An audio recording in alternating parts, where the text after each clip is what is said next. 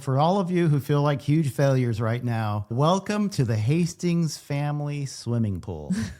Jump in, the water's warm. Ooh, why is it warm? Well, it's not yellow, but it is warm.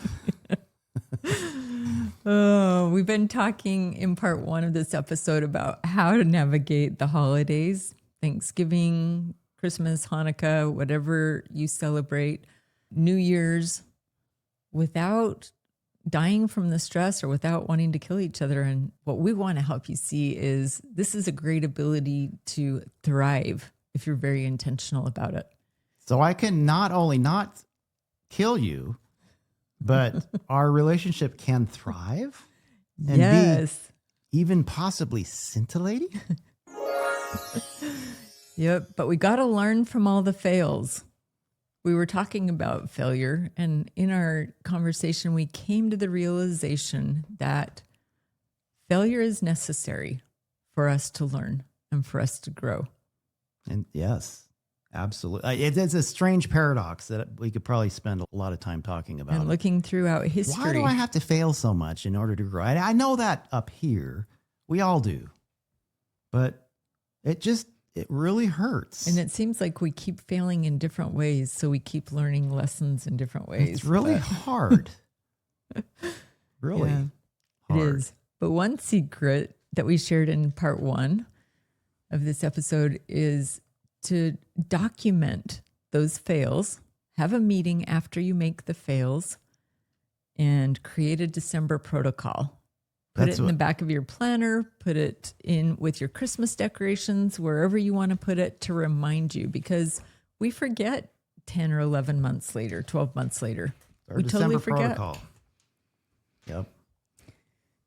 So we covered expectations. Mm-hmm. In the first episode. In the first episode, we covered boundaries. Mm-hmm. Prioritizing our marital relationship. Yeah. With all the different things there are to give time to and give attention to, making sure that we make time for each other, that we give each other appreciation, that we schedule things in that help each other know that we're a priority. We also talked about simplifying, didn't we? Yeah. And we had some pretty vulnerable stories we shared. So if you didn't listen to the first part, go back and listen to that after this one. But yeah, just some fails over the years. I'm sure we'll have more, but just learning and becoming intentional and moving forward, making changes. What are we talking about this time? All right. So we're going to pick up with number 5. And number 5 is communication. So when I'm searching for content out there, trying to see what people are interested in, Mm-hmm. on Google searches, as far as marriage goes, on YouTube searches, almost always communication comes up as one of the highest searches. People are struggling to communicate.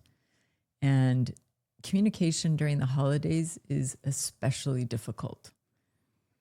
So we have shared with you in the past some tools that I think are still very, very valuable when it comes to being intentional about the way that we navigate the holidays. Yeah, I think just that whole, the time of year, different things going on, the busyness, it really weighs down. Let's say we had a great rest of the year communicating. For some reason, toward the end of the year, it becomes a burden, really. It's heavy. And unless we are exquisitely attentive to that fact, we're going to suffer. And I think there's some kind of a strange phenomenon around the end of the year that just why this happens. Yeah. So I feel like, Scott, you tell me if you feel the same way, probably the number one most important communication tool for navigating the holidays starts now and every week between now and the end of the year. And that's our couples council.